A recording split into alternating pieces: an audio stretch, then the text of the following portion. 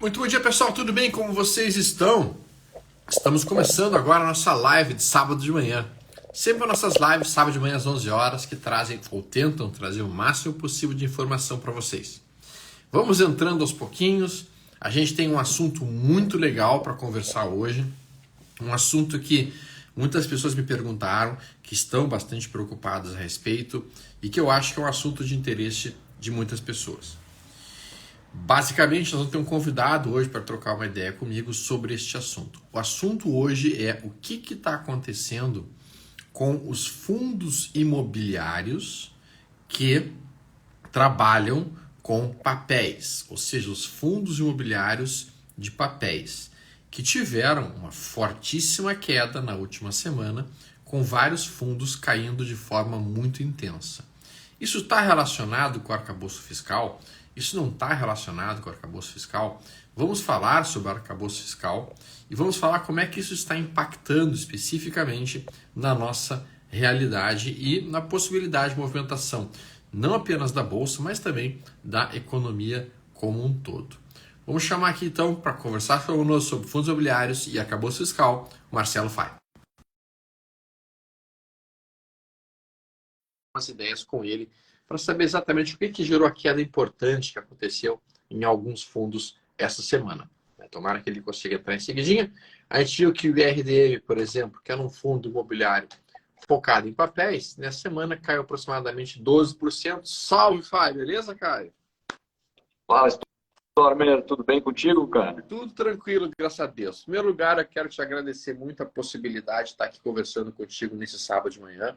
Muitas pessoas estão preocupadas com essa situação dos fundos imobiliários, porque foi realmente um movimento mais brusco, mais intenso.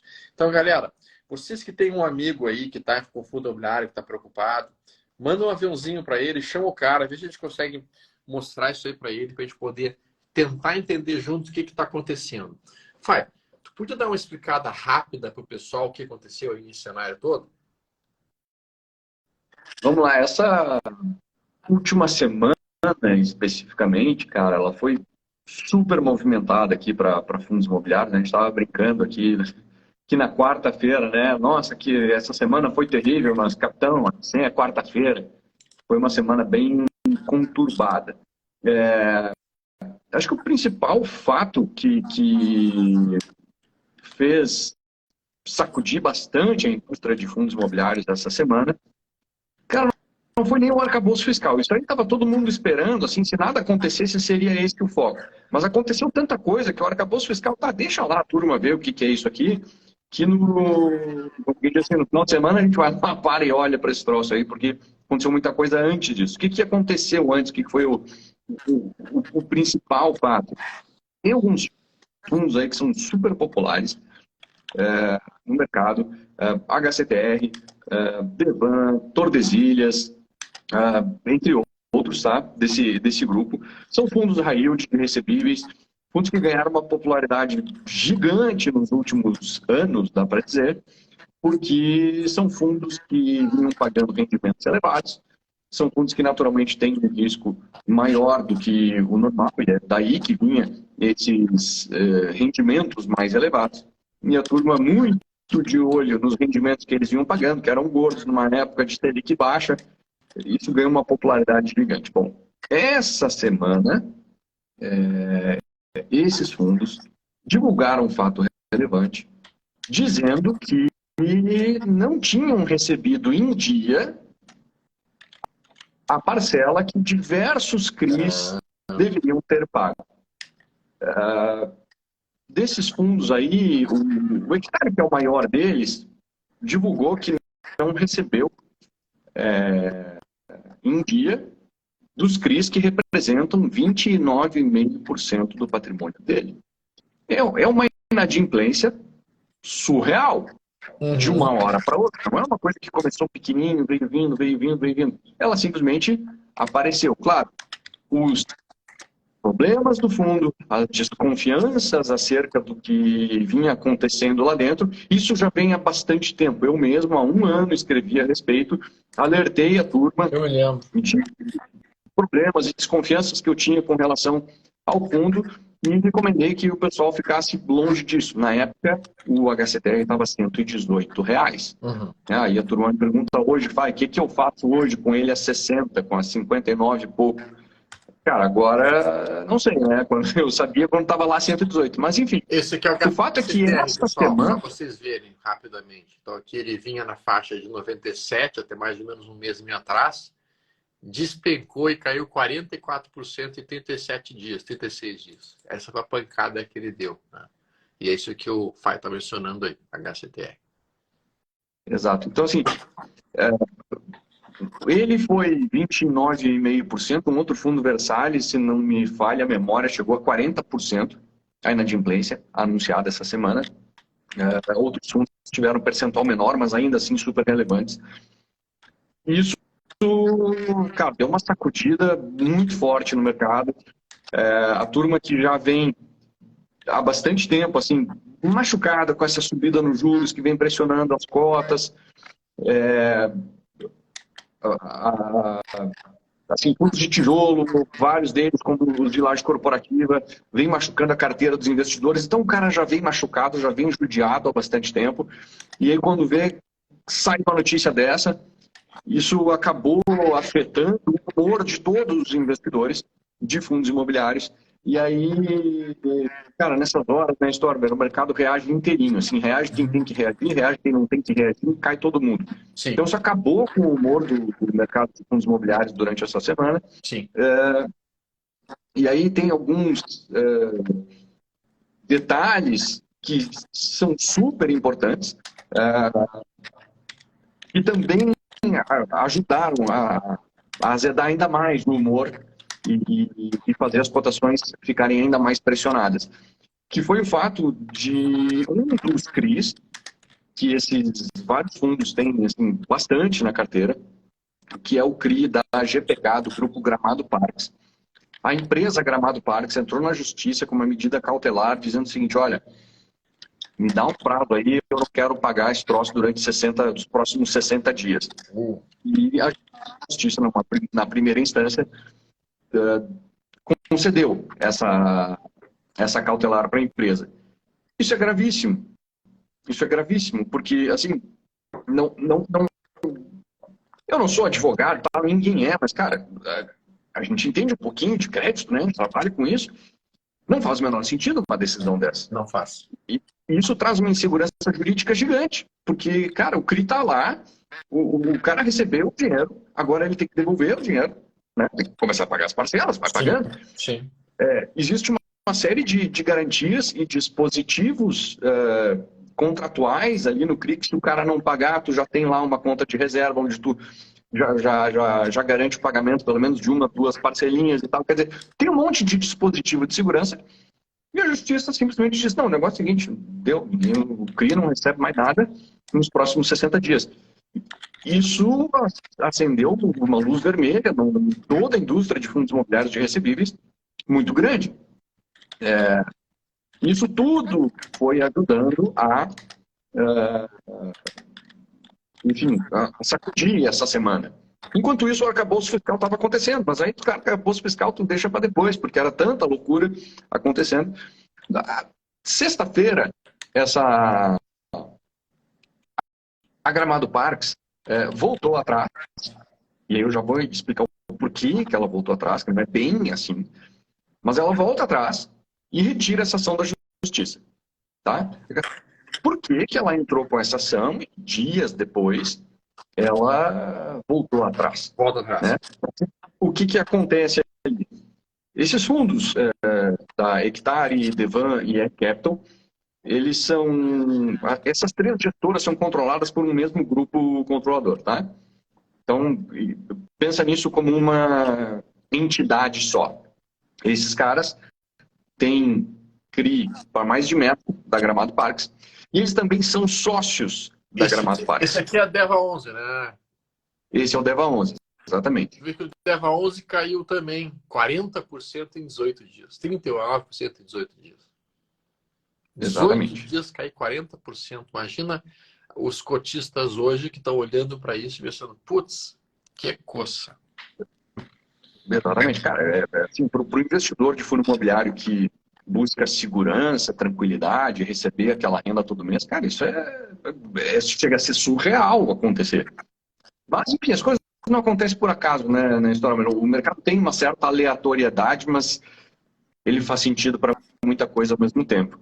Então, o que levou ali a Gramado Parques agora a voltar atrás é o seguinte: esse grupo que controla essas gestoras estava tentando tomar o controle da empresa, porque eles já são sócios, mas né, eles queriam sentar lá na cadeira de presidente da empresa, dirigir a empresa. E a empresa não estava querendo perder o controle da própria empresa. Então, existia uma disputa ali pelo controle da empresa.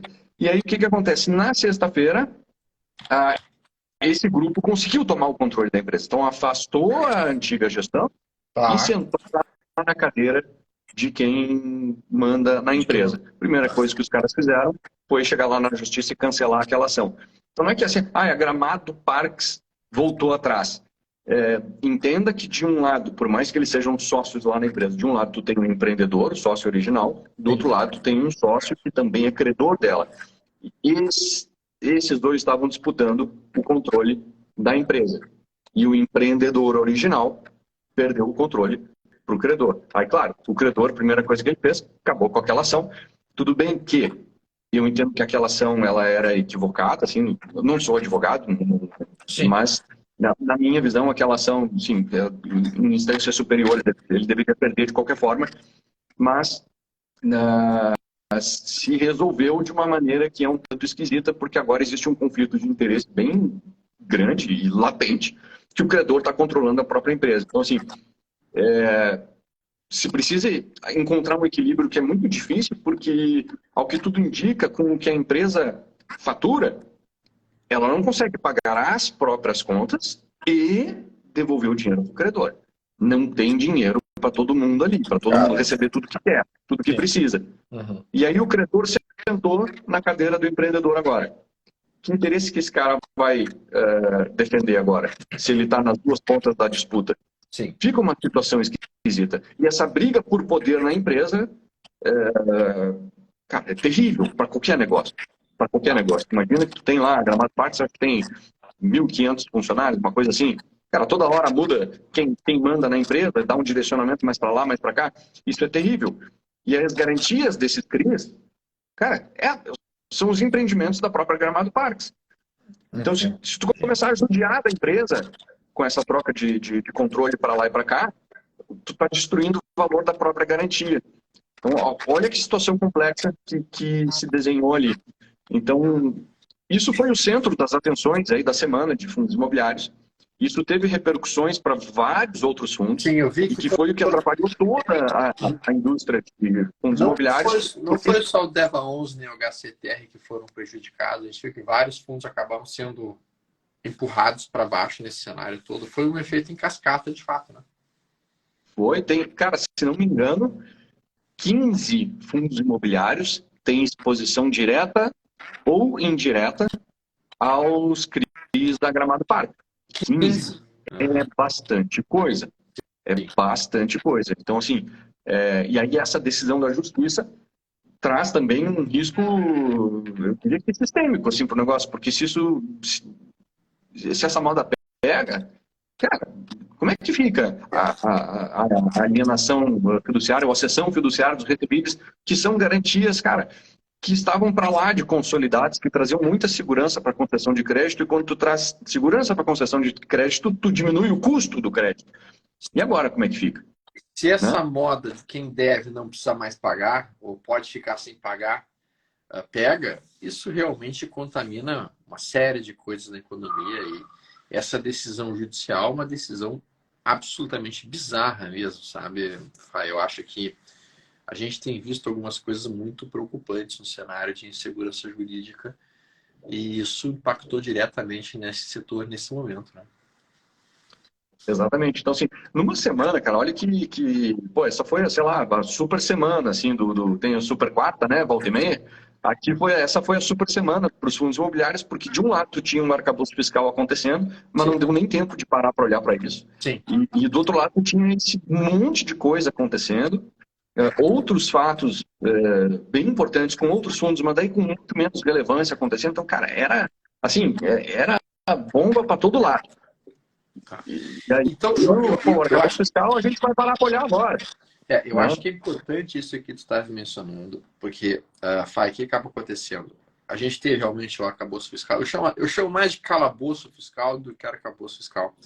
A gente teve o calabouço fiscal essa semana acontecendo.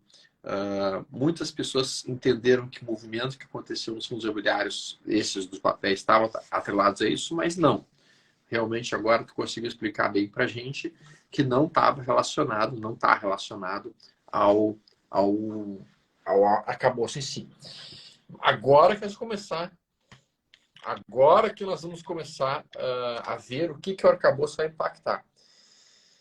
Pelo que tu conseguiste dar uma olhada, tu acha que isso vai mexer em alguma coisa no cenário de fundos imobiliários? Sim ou não? No médio prazo e no longo prazo? Cara, eu a minha tendência é assim simplificar um pouquinho as coisas, porque o arcabouço fiscal ele veio complexo, ele veio pouco crível. Eu acho um arcabouço de difícil Também execução. acho. Acho que Também assim, acho. vamos jogar uma regra ali para depois furar ela à torto e à direito. Porque assim, já foi ali, não, vai para lá, vai para cá, vai ser X% das receitas, mas já está fora da receita, o Fundeb já está fora da receita, o piso da enfermagem. Cara, o piso da enfermagem, olha o nível do detalhe que eles colocaram, não, fora do cálculo.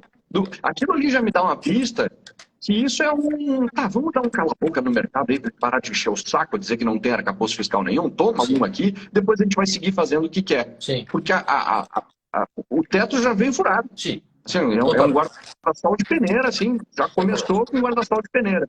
Então, no final das contas, eu vejo assim, eu tenho uma dificuldade muito grande de projetar esse arcabouço fiscal para frente. E aí eu vou olhar para aquilo que eu consigo enxergar um pouquinho melhor, que é para a curva de juros, que é o que realmente interessa. Olhar ali o quanto que está se projetando para cima, para baixo, para nós antigos, né, o cupom da NTNB. Sim.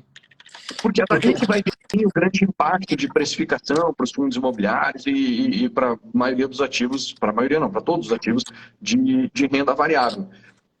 E ali o impacto, por enquanto, cara, assim, o mercado estava num cenário de caos total. Aí veio algum arcabouço. Ah, sim. tá, pelo menos veio. Então, assim, por pior que eu ache esse arcabouço fiscal, temos um, antes a gente não tinha nenhum. Então, assim, é ruim, mas já é melhor do que o esperado. É bem menos ruim do que aquilo que a gente tinha até então.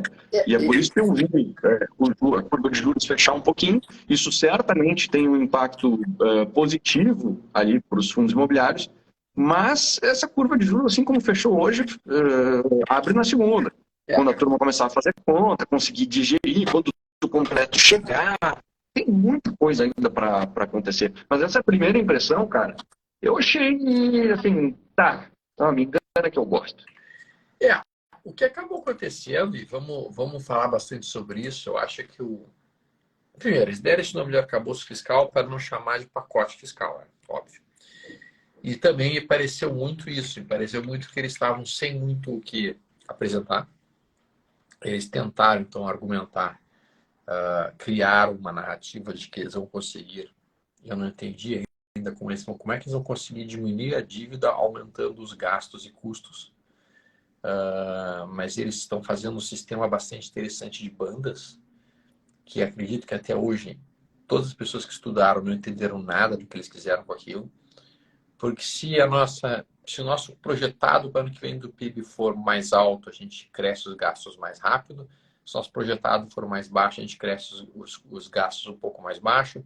Se o nosso projetado for negativo, a gente também cresce os gastos. Ou seja, cresce os gastos sempre. Mas eles não falam como é que eles vão aumentar as receitas, eles não falam como é que, eventualmente, quando e se eles irão cortar gastos. Ou seja, é um arcabouço que em si não para de pé. Ele não mostra para que veio. O mercado, no dia que saiu o arcabouço, ficou extremamente volátil. subindo, caindo o dia inteiro. E ontem pesou mais forte. Ontem parece que o pessoal começou a estudar um pouco mais e começou a entender que o arcabouço em si era bem o que tu disse. Foi uma coisa para inglês ver. Tá? E começou a pesar. As taxas de juros futuras, aqui é juros 26. Ó. Juros 26 vem lentamente dando uma recuada e se aproximando de uma zona que é em torno de 12, encontrando uma área que tem um comprador que vai defender aqui essa área. Juros para 26. E isso, sem dúvida alguma, impacta nas questões, especialmente nas questões de crescimento econômico. Tem alguns fundos imobiliários que estão ligados muito ao setor logístico. Qual é o setor que tu acha que pode ser eventualmente impactado se a gente tiver uma desaceleração do crescimento econômico mais agressivamente? Assim, digamos que nossa economia não consiga mais andar tão rápido. Quais são os setores que mais sentiriam o baque e quais seriam os mais resilientes? Tem alguma ideia sobre isso, ou Faio, não? Cara, sim, assim, em condições normais, eu te diria que uma desaceleração econômica afetaria mais os fundos de shopping centers, porque está mais ligado ao consumo, é uma coisa mais imediata e tal. Mas, hoje, eu entendo que esse normal não se aplica.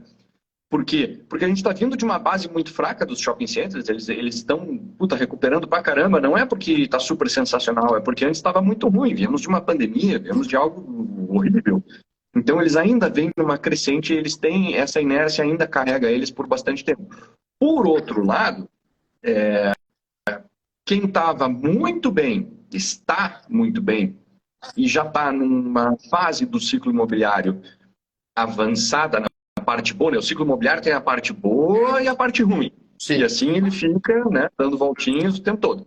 Quem já está aqui lá no fim da parte boa é justamente os galpões logísticos. Sim. E aí, com uma desaceleração, provavelmente eles sejam os primeiros a sofrer. Mas tem N particularidades que podem fazer com que o fundo A sofra, o B não, e coisas do tipo. Porque, assim, a gente tem ali esses fundos de galpão logístico, né? E no mercado de galpões está chegando muito galpão novo. Então, vai entrar muita área nova no mercado. E talvez não tenha tanta demanda para ocupar elas. E aí já se projeta um aumento de vacância, estou falando de mercado, né? Já se projeta um aumento de vacância para o segundo semestre, e que pode levar a vacância média, claro que sempre depende um pouco da região e tal, para cima dos 15%, que é quando o inquilino começa a ter maior poder de barganha do que o proprietário. E aí começa a azedar, porque aí o cara já não consegue mais subir aluguel, já começa a ter que fazer N concessões para o cara ocupar o meu galpão, ocupar o galpão do vizinho, e por aí vai. Então, assim, hoje, dada as circunstâncias que vêm desajustadas há bastante tempo, eu acho que os de galpões logísticos, num cenário de desaceleração, porque isso vai estar casado com um ponto específico do ciclo imobiliário, ele pode ser um cara que mais sofra. Mas aí o que acontece por outro lado? Os fundos de lajes corporativas, que eles estão lá no início da recuperação, em tese, o melhor lugar para tu começar a fazer um investimento. Em tese. Sim. Por quê? Porque se desanda a maionese na academia, o ciclo também não anda para frente. Ele fica lá. E aí, quando tu olhar em perspectiva, tu vai dizer que talvez ele ainda nem tivesse em recuperação, ele podia estar ali tentando dar um respiro ainda na recessão. Quer dizer, o ciclo, ele é claro depois que ele passa. Durante, tu nunca tem exatamente certeza de onde tu tá. Tu tem um cheiro, tu te posiciona, tu diz, não, eu tô aqui, mas a verdade é que certeza a gente não tem. Então, uma desaceleração econômica, cara, ela é ruim para todos. Mas eu acho que ela é pior para quem já está num patamar mais elevado, mais adiantado nesse ciclo, que é o caso dos galpões. Shopping center, eu acho que, cara, num cenário de desaceleração, a recuperação dele vai começar a patinar, vai começar a ficar bem mais lenta do que a gente está vendo agora. Porque Deixa eu fazer uma provocação. Ileso, né, Tomer? Deixa eu fazer a provocação. Pessoal, o Fai é um cara que é extremamente especializado em fundos imobiliários, então o cara tem uma gerência brutal nesse universo de investimentos, que é um veículo que eu, particularmente falando, sou muito fã. A pergunta que eu queria te fazer é a seguinte, cara. A gente viu esses fundos de papéis caindo e desmontando 40% em 18 dias, como a gente está olhando. Não abriram algumas oportunidades boas de compra aí? Não tem coisas que eventualmente o mercado talvez possa ter dado uma panicada e vendeu mais do que devia, ou que vendeu muito barato ou muito abaixo do que seria o valor do patrimônio do próprio fundo? Porque às vezes essas escorregadas violentas, que quando tu olha o gráfico tu te apavora e fala, caraca, isso caiu muito. Ao mesmo tempo, o cara tem que pensar, caraca, isso ficou bem mais barato e acessível do que estava. Será que não tem uma distorção aí nessa situação? Então, a gente sabe que fundo imobiliário não é renda fixa, e é importante que a gente tenha isso em mente. O fundo imobiliário é um tipo de renda variável, mas dentro do universo de rendas variáveis, eu como um trader mais antigão, eu estou acostumado a ver que às vezes essas quedas podem ser panicadas. Às vezes essas quedas podem ser realmente sustinhos exagerados e medo exagerado, e pode muitas vezes abrir oportunidades. Você vê alguma coisa nessa situação ou não, Fábio? Cara, eu vejo muita coisa nessa situação. Mas, assim, já não é tudo, tá? Tu me perguntasse isso há 3 meses atrás, eu ia dizer, cara, quase tudo tá, assim, Sim. mega oportunidade. Hoje tem muita oportunidade, mas já começa a aparecer uma outra armadilhazinha, uma outra que tu, pô, talvez essa oportunidade aqui é melhor não tentar. Sim. Então, assim, eu vou aproveitar aqui, cara, para fazer o meu jabá. Essa semana, eu fui bastante ativo ali com os meus assinantes, tá, das minhas recomendações, de conversar com a turma, explicar o que no meio desse monte de volatilidade é oportunidade, o que dava para aproveitar, o que mesmo com essa volatilidade toda, Sim. seria melhor ficar longe. O que Então, não assim, faz sentido. nessas alturas, ou tu sabe muito bem o que está fazendo, e aí você age e aproveita as oportunidades, ou se você não sabe muito bem o que está fazendo, cara, não entra. Porque, assim, tu tá entrando num mar revolto, se você souber o que está fazendo, dá para aproveitar, porque tem muitas oportunidades, mas se você não souber o que está fazendo, você pode se machucar bastante. Então, das duas, uma, ou você sabe muito bem o que está fazendo, ou vamos lá, das três, né? Uma, ou você sabe muito bem o que está fazendo, ou você não faz nada, ou você conta com a ajuda de um profissional, e aí levanta a mão e me coloca à disposição aqui. Eu tenho a minha recomendação de investimentos, curso, livro escrito, assim, eu posso te ajudar de N formas. Quem quiser, cara, depois me chama no direct ali, que eu mostro como é que funciona essa assinatura, valores e faço até uma condiçãozinha especial aqui, Stormer, para quem é teu seguidor aí também. Legal, Tá? Então, tem muita, mas assim, ó, muita oportunidade, só que tem que saber escolher. Tem que saber Nessas escolher. horas, onde assim, a poeira levanta, né, a neblina baixa e fica um pouquinho, assim, o que está acontecendo? Cara, tu só faz alguma coisa se tu souber muito bem o que tá fazendo, senão tu para o carro e deixa a neblina passar, espera a poeira baixar, quando você começar a enxergar de novo, aí volta a se movimentar. Tá. Agora, se você sabe o que está fazendo, toca a ficha e faz algo a respeito, porque vai ter muita oportunidade. Eu acho que esse ponto que tu tocaste, Fá, é um ponto que os amigos que estão nos ouvindo em casa, e pessoal, essa live eu vou gravá-la e vou colocar lá no meu canal do YouTube também, com o título realmente sobre fundos imobiliários de papel, o que está acontecendo. Então vocês vão poder depois reassistir e procurar entender bem o que o Fá explicou para nós a respeito de qual foi o motivo pelo qual os fundos imobiliários recuaram fortemente. Mas o que o Fá está mencionando é um ponto muito importante que a gente tem que ter em mente. Quando o mercado cai e quando o mercado dá essas movimentações mais intensas, começam a surgir várias oportunidades. Então, nesse momento, a gente vê boas oportunidades, algumas em fundo imobiliário, algumas em ações, outras em renda fixa e outras até mesmo em dólar. Então é um momento bastante propício para se começar a investir de uma maneira diversificada, adequada e segura. É claro que a pessoa tem que entender muito bem o que está fazendo. O mercado de bolsa hoje, quando a gente olha a renda variável hoje, ações, tá? Nós estamos em clara tendência de baixa. Topos e fundos descendentes. Nós estamos em tendência de baixa no semanal, tendência de baixa no diário, tendência de baixa até mesmo no intradiário.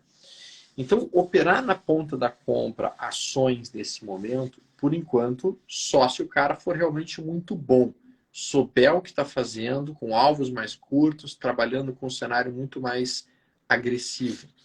O cara iniciante, hoje, se ele entrar, ele vai se queimar. Então, a gente tem que entender que muitas vezes o mercado vai ter contextos em que qualquer um pode fazer dinheiro. Exemplo, final da pandemia, lá em março de 2020, quando o bolsa tinha caído 70%, 70%, 80%, e aí a partir disso veio subindo. Qualquer pessoa que entrasse em bolsa naquele período ia ganhar dinheiro, porque estava tudo subindo, né? Então, o ciclo econômico favorável ajudou as pessoas iniciantes que estavam ali. Neste momento, o ciclo econômico que a gente está vivenciando requer um nível de profissionalismo, um nível de entendimento de como é que está aportando o seu dinheiro, né, Fai? E é isso que o Fai está dizendo para nós. Galera, tem oportunidades boas nos fundos imobiliários hoje? Tem. Mas tem que estudar um pouquinho para saber como encontrá-las. Assim como no mercado de ações tem coisa boa hoje? Tem. Mas tem que ir com muita cautela. Assim como na renda fixa tem coisa boa? Tem.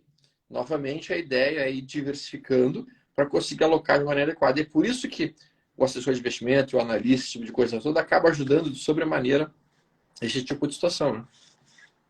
Exatamente. Porque, assim, o cara tem que saber, vamos lá, diversos aspectos do investimento, né?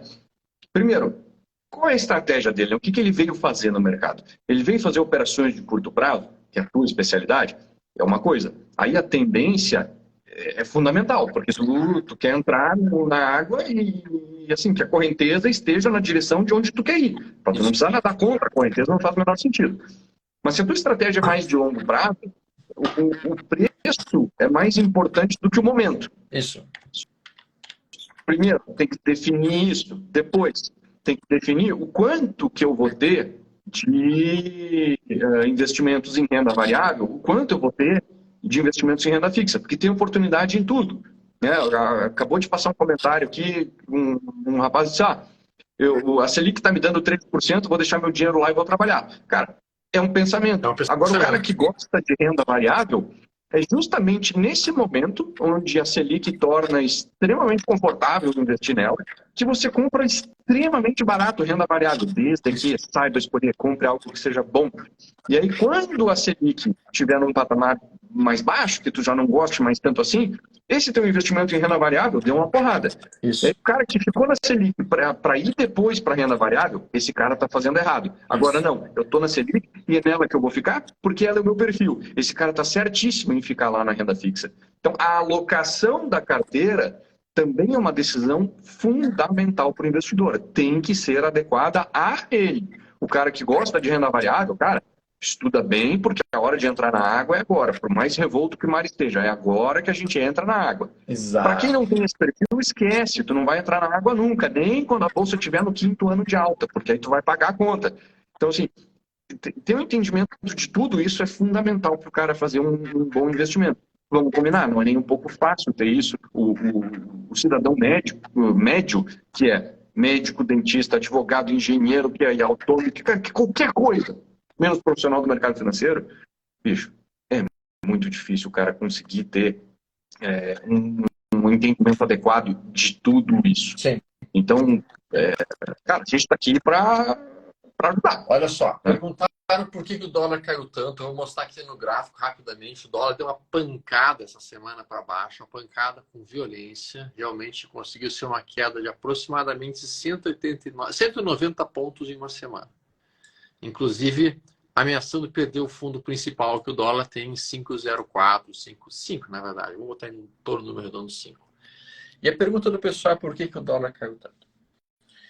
Bom, vamos entender uma coisa importante para os amigos aqui. Eu acho que a gente pode passar para eles o conceito de por que o dólar sofreu uma pressão de venda tão forte quanto que a gente está vendo. Os americanos, agora há pouco, subiram a taxa de juros deles. Então, eles deram uma subida na taxa de juros deles. Nós temos uma taxa de juros que está se mantendo no ponto atual. Então, o que acaba acontecendo, pessoal? Um dos principais drivers para a movimentação do dólar no prazo mais longo é a diferença que existe entre a taxa de juros brasileira e a taxa de juros americana. Imagina que você é um americano e você tem 300 milhões de dólares para investir. E a taxa de juros americana está te pagando 4,75. E você olha uma taxa de juros brasileira te pagando 13%. Você vai, obviamente, pensar, cara, eu não gosto desses 4,75, eu gosto dos 13 lá do Brasil. Apesar do Brasil ser o Brasil, eu vou levar meu dinheiro para lá. Então ele pega o dinheiro dele, pega todos os vários e vários milhões e milhões e milhões de dólares, traz para o Brasil, transforma isso em real. Isso significa inunda o Brasil, o mercado financeiro aqui de dólares, isso empurra o dólar para baixo. Aí o que ele faz? Aí ele compra a taxa de juros brasileira, garantindo uma taxa de juros de 13%, e faz um hedge cambial. Isso recebe o nome de carry trade. Então, a taxa de juros do Brasil alta mantém o dólar baixo. Quanto mais alta for a nossa taxa de juros em relação à taxa de juros americana, mais baixo é o dólar, porque mais nós vamos estar atraindo dinheiro do exterior. Bom, o problema é que este arcabouço fiscal, como ele veio, mostrou que não há interesse de manter uma certa responsabilidade fiscal mais rígida. Quando tu estabelece um conceito de bandas, que é o que foi colocado nesse arcabouço fiscal, o teu controle de gastos, ele fica, sabe, um negócio meio, é tipo Tem espaço para manobra, para dar desculpa o tempo todo. É tudo que esse governo quer, tá? Tem espaço para passar conversa. Cara, quando tu bota um sistema de bandas, é como mais ou menos tu ter uma coleira, só que a tua coleira é elástica, sabe? O teu cachorro ele consegue se afastar muito mais do que tu havia originalmente pensado, porque é um elástico flexível. Então, essa flexibilidade na responsabilidade fiscal induziu a ideia de que o nosso Banco Central aqui, que por enquanto é extremamente responsável, vai manter a taxa de juros no nível atual e talvez até, se necessário, subir a taxa de juros. E o próprio Roberto Campos chegou a mencionar que para atingir a meta da inflação em 2023, nossa taxa de juros chega a estar em 26%. Óbvio que ele não vai puxar lá, ele não vai levar para lá, porque isso seria impossível para nós. Mas o que acaba acontecendo? O Banco Central ele tem métricas e eles têm literalmente dezenas de programas que fazem cálculos matemáticos explicando qual que é a taxa de juros necessária para atingir a inflação de meta, que é, no caso, 3 e pouco. Isso aí não é tirado do achismo, isso não é tirado do, porque eu estou a fim de baixar a taxa de juros, eu vou baixar. Não. Eles conseguem baixar a taxa de juros quando o governo gasta menos do que arrecada. Quando o governo gasta mais do que arrecada, eles não conseguem baixar a taxa de juros porque eles não atraem esse dólar do exterior. Então, esse movimento de queda no dólar, na minha opinião, essa semana, aconteceu justamente porque o pessoal percebeu a taxa de juros brasileira vai continuar alta, essa diferença entre Brasil e Estados Unidos deve se manter e eu posso fazer um dinheiro em cima dessa diferença aqui entre os dois. Concorda com isso, Fai? Ou tu vê algum outro cenário para esse dólar ter caído tão forte essa semana? Não, cara, eu acho que tem muito disso, assim, claro que assim, o cara tem que ver nos juros daqui um ganho tão grande que justifique ele se expor a essa variação cambial, porque o hedge é caro. Sim. Quanto mais irresponsável o Brasil for fiscalmente, mais caro vai ficar esse hedge. Então, diminui a margem de ganho dele no final das contas. Eu acho que tem bastante disso. E, assim, cara, esse arcabouço fiscal tá uma coisa muito esquisita. Eu acho assim, o dólar vai acabar sendo para cima, assim, do jeito que o Brasil está se desenhando, por mais que no curto prazo ele dê uma osciladinha para baixo, para lá, para cá. No final das contas, o gringo vem aqui, cara, enquanto ele não tem coisa melhor para fazer. Ele não vem para ficar. Exato, Então, não assim, tem, esse dólar tem. dá uma baixada de curto prazo, quando ele olha assim, vou lá tirar um dinheiro do Brasil. E ele vem aqui, faz essa operação, mama na teta um pouquinho, e aí quando termina, ele diz, não tem coisa melhor para fazer. E ele vai embora. Ele tem o mundo inteiro para investir. O Brasil é só mais uma possibilidade. Então, a Sim, facilidade que ele tem de tomar a decisão de, vou embora daqui, vou para outro lugar, é muito grande. E o Brasil, historicamente, é uma zona. Então, assim, quando ele vê a oportunidade, ele vem aqui. Aí ele faz o que tem que fazer. sim, Aí quando ele vem em outro lugar, ele vai embora. sim. Mesmo que o juro aqui continue alto e, em tese, atraísse dólares, daqui a pouco tem um juro alto em outro país do mundo. E ele vai olhar para aquele outro país e vai, os caras conseguem ser menos malucos que o Brasil, então vou para lá. E aí dólar de novo vai embora. No longuíssimo prazo, sim, o diferencial de preço de uma moeda para outra acaba sendo o diferencial de inflação entre as economias. Sim. Né? E aí eu olho para o Brasil, olho para os Estados Unidos e penso assim, nossa, onde será que a inflação vai ser mais alta? Assim, resposta muito óbvia, né? Vai ser no Brasil. Sim. Por mais que um ou outro ano, como agora excepcionalmente, eventualmente a nossa inflação vai estar mais baixa e tal, mas, cara, isso é um descompasso maluco, assim, historicamente não é isso que tende a acontecer. Logo, daqui a 5 anos, eu aposto, cara, o dedo da minha mão que o dólar vai estar mais caro do que ele está hoje. Então, para mim, é sempre uma posição de mais longo prazo, mas essas oscilações de curto prazo, elas vão responder exatamente a isso que tu está falando e entre outras coisas que aconteçam. Mas no longo prazo, cara, o gringo vai vir aqui só quando a oportunidade for muito óbvia, ele vai empurrar o dólar para lá ou para cá com o fluxo que ele está colocando, seja de entrada ou de saída. Depois, no final das contas, o dólar aqui, para mim, acaba sempre sendo para cima. Então, da forma como eu aloco a minha carteira, eu tenho estruturalmente dólar constantemente na carteira e aproveito quedas nele para colocar para dentro, porque para mim é Esse é uma um decisão ponto. sempre bem fácil. Esse é um ponto que eu queria alertar para os amigos, porque normalmente o que os amigos acabam fazendo? O que a maior parte das pessoas faz? Quando o dólar cai um pouco, eles pegam e falam: não vou comprar agora 5,08, eu vou esperar cair para 4,80. Aí quando o dólar dá uma pancada e vai lá para 5,60, ele fala: por que eu não comprei a 5,08? Aí ele compra a 5,60. Aí, cara, ou seja, as pessoas, quando o dólar cai, ao invés de elas aproveitarem para realmente construir alguma coisa em dólar, elas pensam: pode ficar mais barato, eu vou deixar para comprar mais embaixo. Aí quando o dólar dá uma porrada, eles pensam: por que eu não comprei antes? Eles compram mais caro. Ou seja, novamente, são movidos por euforia e por ganância, por medo e por receio, e acabam então tomando decisões equivocadas, muito equivocadas. Só que, observa, a gente está olhando a taxa de juros americana muito próxima de chegar no seu teto. É bem provável que a taxa de juros americana não consiga ir acima de 5,25, 5,5 no máximo. No momento em que nós chegarmos o teto na taxa de juros americana, o dinheiro para de fluir para, digamos assim, bonds americanos, para esse tipo de coisa, reflui e volta para BRICS, para emergentes, ou revolta para criptos. A gente está vendo que está entrando muito dinheiro nas criptos. Esse dinheiro tem feito as criptos subirem, indo para 60% de valorização do ano até o momento. E um pouquinho de dinheiro está entrando aqui para emergentes. Essa semana até o sinal do gráfico semanal de Bovespa ficou bonito. A minha expectativa é que a gente tenha, no momento está se desenhando aí uma alta dentro da Bolsa para as próximas 2, 3 semanas. Mas o mercado sempre antecipa-se. Ele sempre está pensando o que vai acontecer nos próximos 3, 4, 5, 6 meses. A taxa de juros americana vai parar de subir? Vai ficar estável? Os brasileiros vão subir sua taxa de juros? Ou vão manter no nível atual?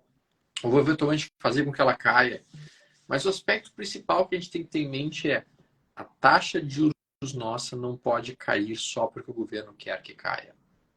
Se o governo quer alguma coisa, primeiro você tem que reduzir os gastos.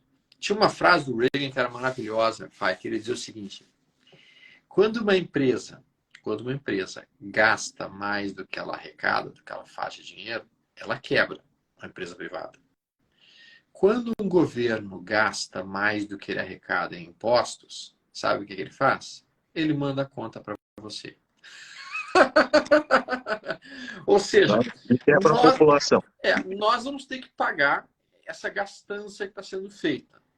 Seja através de imposto de renda, que eles não vão aumentar esse ano, provavelmente no ano que vem. Seja através de imposto em cima de heranças, que eu acho que eles ainda podem mexer ainda esse ano nisso. Seja através de impostos em cima de empresas. A gente recentemente aquela empresa chinesa sendo taxada. E vamos ver agora os jogos online sendo taxados. Daqui a pouco eles vão taxar até mesmo live. Eles vão botar um imposto em cima de live. Vai pagar por minuto ao vivo Para agora. pagar por minuto ao vivo. Pá, a live foi de tantos minutos, tem imposto aqui. Eu não posso nem falar isso muito alto, porque daqui a pouco a Haddad pode gostar da ideia e ele institui isso amanhã. Não, esse tipo de ideia tu não pode dar. Eles gostam. E aí, para piorar a situação, daqui a pouco eles voltam a dizer que imprimir dinheiro não causa inflação. Cara, é impressionante como começa a ganhar corpo neste país, novamente, as políticas inflacionistas que dizem que a impressão de dinheiro não necessariamente está atrelada com a inflação e que inflação é uma coisa da sua cabeça, que nem disse o presidente da Argentina.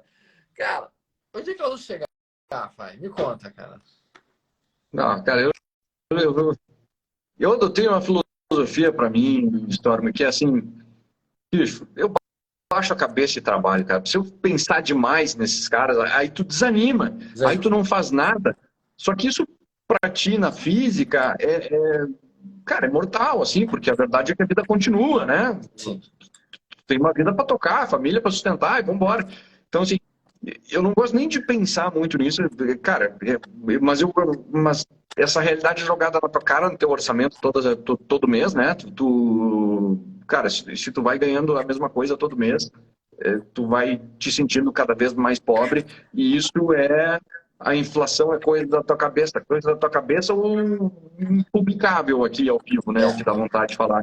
Assim, cara, é muito revoltante ver assim uma mentira sendo repetida por autoridades do país sem parar cara, muita gente acredita nisso e aí acaba sofrendo com as consequências da inflação, porque aquela coisa você pode negar a realidade, mas não as consequências dela. Sim. E aí o governo volta de novo com um discurso qualquer, arranjando um culpado qualquer que não é ele. Sim. Naturalmente, a culpa é minha, eu boto quem eu quiser, ele bota a culpa em alguém. Mas é isso que ele está fazendo hoje. O governo hoje não está conseguindo gerar empregos por uma ineficiência dele, porque os impostos estão muito altos, porque as empresas não conseguem gerar novos postos de trabalho com tanto imposto assim. E aí o que ele está fazendo? Ele está botando a culpa no Banco Central e na taxa de juros mais alta para que não aconteça o crescimento econômico que ele quer. Então ele está botando a culpa nos outros. Ao invés de ele pensar no próprio umbigo que ele está gastando mais do que devia e de que por isso ele precisa arrecadar muito, ele poderia gastar menos, dar uma reduzida nos impostos e com isso as empresas começam a gerar emprego. Mas não é isso que ele faz. Então, assim, a política bota a culpa nos outros e simplesmente eu sou o bonzinho da jogada. É esse o truque, é justamente esse o truque. Exatamente, cara. Exatamente assim, ó. Agora, o que eles negam é que, cara, eles têm que criar condições para que se baixe a taxa de juros. Porque se o Campos Neto pega agora e diz assim, não, a Selic não é mais 13, a Selic agora é 7. Cara, tudo bem, a Selic é 7. Só que o juro futuro lá, cara, vai ser precificado em 20, em 30, vai ser precificado nas nuvens, porque aí virou loucura. Então, assim, não dá para desconectar da realidade. Só que o governo insiste em ficar fazendo isso, jogando a culpa nos outros, só que o Banco Central não pode entrar nessa. E, de fato, ele não entra nessa. E aí vira aquele quebra de cabeça. O governo falando e o Banco Central se mantendo técnico, e fica aquela loucura, né? O governo jogando a opinião pública contra, minando as coisas sem fazer a parte dele. Então, assim, cara, a realidade, ela se impõe. Não adianta o, baixar a Selic, puta, baixa os juros ali da dívida pública, cara, baixa os de curto prazo. Não é o grosso do endividamento do governo, porque o de longo prazo, que é o cupom de uma NTNB, cara, não é a Selic que determina isso. Não é a Selic. Isso é o mercado que determina o quanto que ele está disposto a quanto que ele está disposto a emprestar dinheiro para o governo. E se ele olhar para uma Selic que não faz o menor sentido, ele vai dizer, não, só um pouquinho, cara, tu é louco, então eu só vou te emprestar dinheiro por um juro ainda mais alto. Ou seja, não, essa conta não vai fechar. A realidade, ela se impõe. Não adianta tentar, cara, tapar o sol com a peneira ou fazer as coisas na base da canetada, porque a conta chega cedo ou tarde. Então, e se acabarem reduzindo os juros no canetaço, sem que a responsabilidade fiscal realmente permita isso, o que vai acabar acontecendo é o dólar dar uma porrada, o dólar vai dar uma pancada para cima, porque essa taxa de juros vai estar diminuída em relação ao exterior. E aí, cara, dólar subindo, a nossa economia ela trabalha muito com a matéria-prima em dólar. Nós vamos inflacionar violentamente, a inflação vai comer solto, uma inflação disparando, isso vai massacrar o pobre, porque na verdade a gente tem que entender que o que mais gera desigualdade social no Brasil, pessoal, o maior ponto de desigualdade social no Brasil é a inflação. É a inflação quem gera desigualdade social violenta em qualquer lugar do mundo. Por quê? Porque num cenário inflacionário, a pessoa que tem um pouco mais de dinheiro investe e consegue investir em algo que proteja o seu dinheiro da inflação. Enquanto que o pobre não tem dinheiro para conseguir se proteger da inflação. E ele vai ficando cada vez mais pobre, cada vez mais miserável, cada vez menos chance de pagar a comida dele, porque não tem reservas que estejam fazendo frente ao cenário inflacionário. Então, a grande tragédia para o pobre é a inflação. A inflação é a pior coisa que pode acontecer para a pessoa que não tem uma reserva financeira. E cara, eu acho que é ainda mais abrangente isso, história, porque pensa o seguinte: o cara investe em alguma coisa qualquer que pague inflação mais juros, tá? E aí, bom, tem um monte de fundo imobiliário aí que paga inflação mais juros, beleza. Aí vem a inflação lá para cima, não, tô tranquilo, que bom que vem a inflação porque o meu rendimento é maior. Cara, olha só, calma, pensa um pouquinho. Se você não tem dinheiro suficiente investido que pague todo o seu custo de vida, você não deveria torcer pela inflação, porque você vai ganhar um pouquinho mais ali no seu investimento, mas vai tomar um ferro gigante em todo o teu orçamento. Está perdendo dinheiro, então não torça por isso. É ruim para você também. E esse não é o pobre. Esse aí, cara, é quase todos nós. Quem aqui vive da renda só dos seus investimentos? Pouquíssima gente. Então, assim, é o pobre, a classe média e é o rico que ainda não vive de renda. Esse cara se ferra com inflação. Sim. O cara que vive de renda ajustadinho, bom, aí talvez a inflação não faça diferença. O cara que dos investimentos tira uma renda muito superior ao quanto ele gasta por mês, esse cara aí, dane-se, toca a inflação, porque o patrimônio dele aumenta muito atrelado à inflação, e o gasto dele, que é uma parcela ínfima do rendimento que ele recebe disso tudo, aumenta também, mas aumenta o gasto sobre uma base desse tamanho e um investimento sobre uma base desse, para esse cara fecha. Quantos são esses caras, né? 0,00 da população. Então, assim, a inflação ela é muito cruel para o mais pobre e ela é muito ruim para todo o resto, salvo uma ínfima, mas ínfima minoria de multimilionários. Isso. Agora, então, péssimo, cara. Não mas pode ser por isso. o pessoal está lhe perguntando de maneira justa, tá, mas então como é que tu baixa a inflação? Vamos rapidamente tocar nesse ponto, Fábio, porque as pessoas precisam entender bem o que é a inflação. A inflação é um fenômeno monetário, em que simplesmente tu tens que gastar cada vez mais dinheiro para comprar os produtos que você quer. Ponto. Isso acontece por duas coisas. ou porque você tem cada vez menos produtos disponíveis. Então, por exemplo, se eu fosse comprar aqui, se eu quisesse comprar esse barbeador aqui, só que a gente tem cada vez menos barbeadores no mundo, ao invés da gente conseguir produzir 100 mil barbeadores, a gente está conseguindo produzir 50 barbeadores, o que vai acontecer com o preço desse barbeador? Ele vai disparar, ele vai subir, ele vai aumentar muito. Por quê? Porque a minha oferta de barbeadores está baixíssima. Agora, por outro lado, tá, existe uma outra, e isso se chama inflação por baixa oferta, por baixa entrega. Por outro lado, se eu começo a ter uma mesma quantidade de barbeadores sendo produzidas, 100 mil, mas eu começo a ter cada vez mais pessoas com dinheiro e com possibilidade de comprar um barbeador e procurando por barbeadores, os preços também sobem. Isso se chama inflação por demanda, em que mais pessoas com mais dinheiro vão conseguir ter o dinheiro para comprar esse barbeador e vai começar a faltar barbeador no mercado. E aí os preços sobem. Muito bem. Como é que o governo consegue controlar a inflação neste momento? Tá? O governo consegue controlar a inflação nesse momento, e foi a maneira como o governo conseguiu sair da hiperinflação que a gente tinha na década de 90. Ele fez o seguinte modelo, um tripé econômico. Responsabilidade fiscal,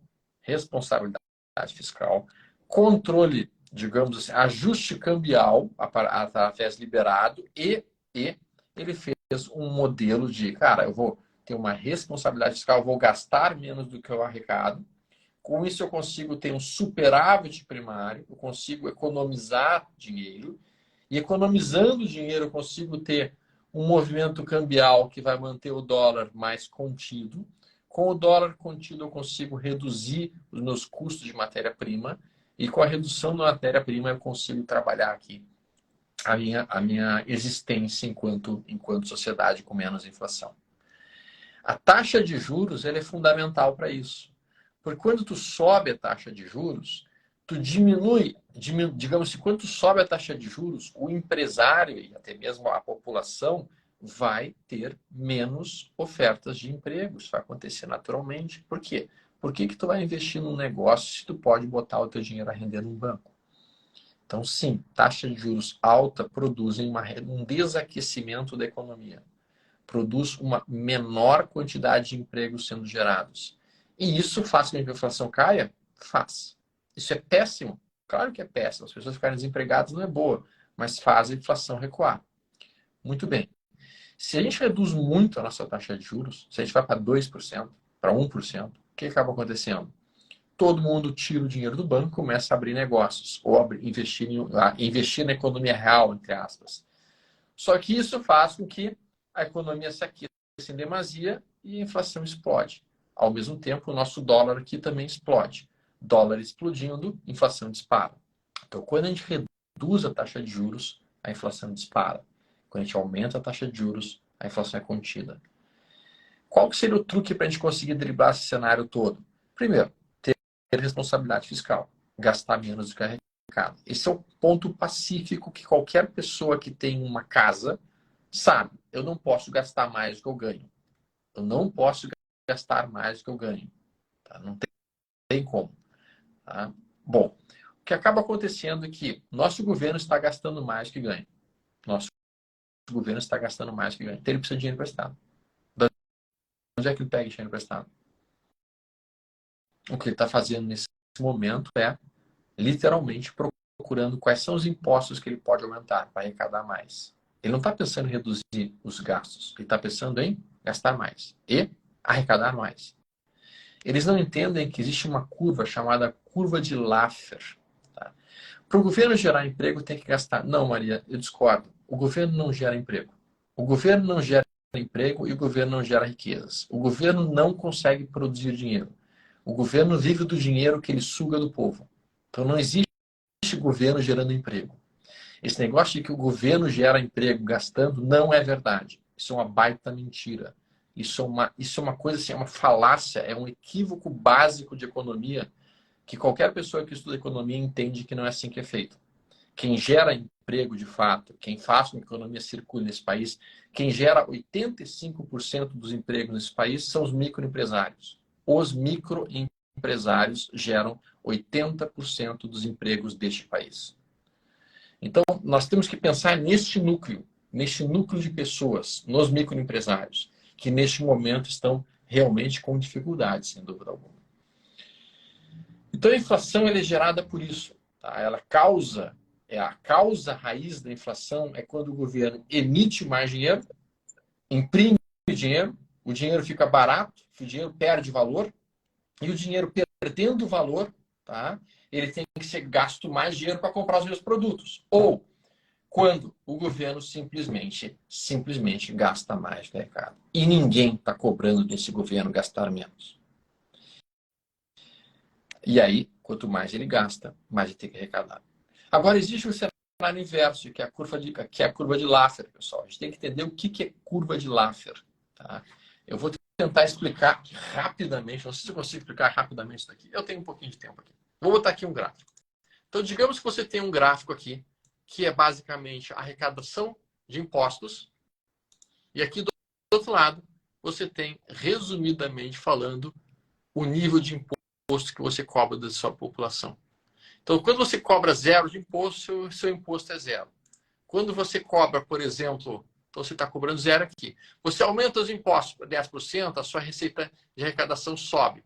Você aumenta os impostos para 20%, sobe. Para 30%, sobe. Quando você aumenta os impostos para 50% ou mais, o que acaba acontecendo com a sua arrecadação? Ela começa a fazer isso aqui, ó. Ela começa a cair, cair, cair. E quando o seu imposto chega a 90%, a tua arrecadação está aqui. E por que isso acontece? Porque existe um ponto ótimo de quanto de imposto pode ser cobrado ou exigido de uma certa população antes que essa população pense, quer saber? Eu prefiro sonegar, eu prefiro ficar de fora, eu não vou pagar e eu vou entrar na irregularidade, porque isso aqui está muito caro. Se eu pagar esse imposto aqui, eu vou quebrar. Então, quando tu quer aumentar a receita de arrecadação do imposto, muitas vezes o que tem que fazer é diminuir os impostos. Porque diminuindo os impostos, tu tira uma gigantesca parcela da população que estava na ilegalidade e tu traz eles para cá. Isso é uma das formas mais eficientes de subir a arrecadação de um governo. Reduzir impostos, não aumentar impostos. Isso se chama curva de Laffer. Curva de Laffer. Infelizmente, as pessoas não conhecem muito isso, não entendem muito isso e acham que quanto mais sobe imposto, mais tem dinheiro para o governo gastar nas coisas que ele deve, quando não é verdade. Quanto mais ele sobe os impostos, mais ele destrói, ele contamina, ele quebra empresas e ele leva essas empresas para a ilegalidade. E com isso ele vai destruindo a possibilidade da economia ficar forte. Ou seja, o conceito é menos impostos, mais empresas. Eu prefiro um Estado pobre, mas o povo rico, do que um Estado rico e o povo pobre, que é o que nós temos hoje. Um Estado rico que simplesmente arrecada mais de 1,5 trilhão de reais em impostos e o nosso povo é pobre. E se você olhar, quantos meses você tem que trabalhar por mês? Quantos meses do mês você trabalha para pagar impostos? São 7 meses. Cara, de janeiro até julho, tu trabalha só para pagar imposto. Só para pagar imposto. E esse imposto vai ser utilizado nas N coisas que o governo faz. E agora, como eles vão gastar mais, nós vamos ter que trabalhar provavelmente até setembro para pagar os impostos. Até setembro. E daqui a pouco vai ser o ano inteiro e nós vamos estar completamente escravizados, trabalhando o ano inteiro só para pagar imposto. Não vai sobrar nada para a gente, para receber os serviços públicos mal prestados de um governo pateticamente administrador de porcaria.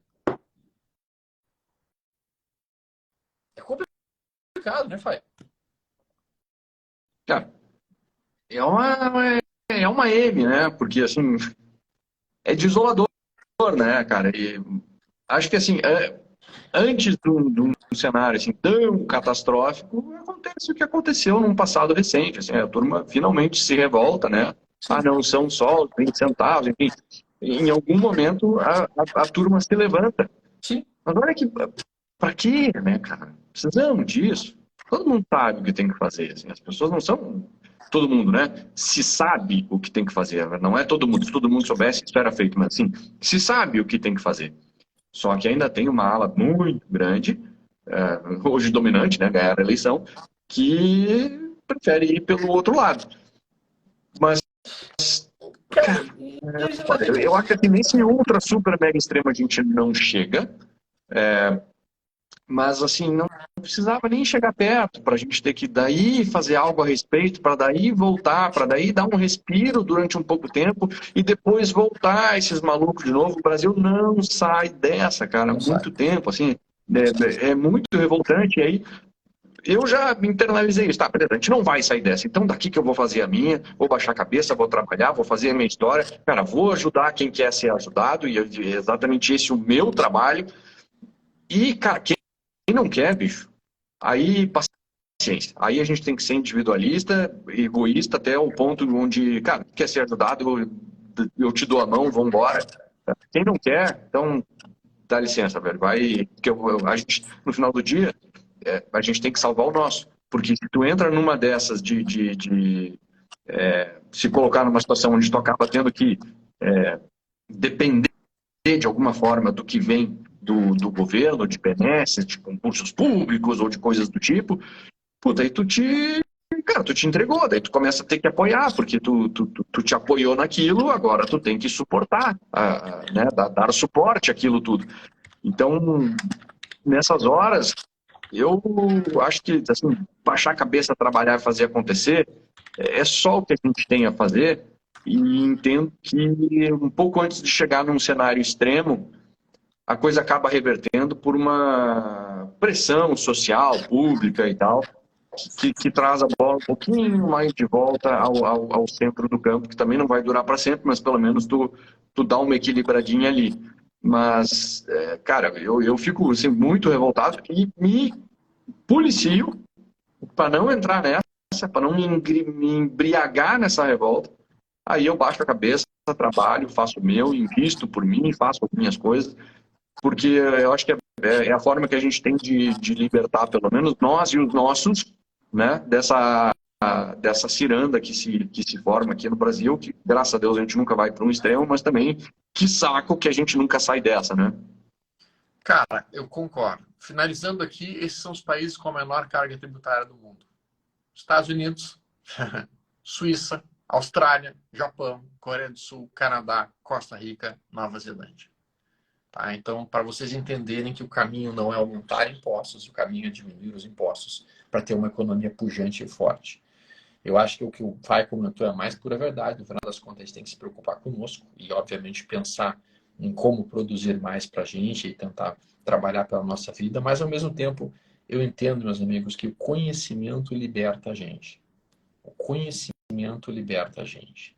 E por isso que eu vou deixar um convite para vocês. O Liberta Play é um streamer que a gente está criando de conteúdo de mercado financeiro, um streamer que basicamente mostra como funcionam as coisas dentro da economia, mercado financeiro, diversas coisas de investimentos e formas de conhecimento que podem ajudar os senhores. Deem uma visitada lá no Liberta Play, pode ser interessante. E tem ali uns vídeos bem legais sobre os mais diversos conteúdos, alguns lá do FI, alguns outros que são do Ures, que é um cara fantástico de acompanhar também, outros conteúdos meus. Espero que sejam proveitosos para você nesse final de semana. Quero te agradecer muito a presença aqui conosco, Fai, por ter esclarecido a questão do fundo imobiliário, por que aconteceu essa forte movimentação de queda essa semana. Muitíssimo obrigado. E umas últimas palavras aí, e esse vídeo vai ficar gravado lá no meu YouTube, tá, pessoal? Legal. Bom, obrigado pelo convite, cara. É sempre um prazer conversar contigo. Eu gosto muito de conversar contigo. Eu estava até pensando aqui, pô, eu queria virar vizinho do Stormer aí, né, para poder ter essas conversas mais seguido. Cara, obrigado pelo convite. Obrigado, pessoal, que tá aí. Puta, sabadão, das 11 ao meio-dia e pouquinho. Vocês são realmente diferenciados de buscar, de alguma forma, algum conhecimento. Espero ter retribuído à altura a atenção de todos vocês. Me coloco à disposição. Pô, me segue aqui no Instagram e outra. De novo, né? Quer ajuda ali para investir em fundos imobiliários? Me chama lá no direct. Talvez, dependendo de quantas pessoas me chamarem, às vezes eu me arrependo de fazer isso, né? Eu posso demorar um pouquinho para responder, mas vou responder absolutamente cada um de vocês. Quem estiver acompanhando pelo YouTube também, chama lá que eu respondo uma semana, 2 meses, 3, 6 meses depois, se for quando assistir a gravação. Eu vou estar lá, pode me chamar, tá tudo dominado. @Marcelo Fai, quem tá aqui no Insta já é fácil seguir também. Storyman, mais uma vez, obrigado, cara. Foi um prazer enorme estar aí contigo esse sabadão. Bom final de semana todo. Abraço, tchau, tchau.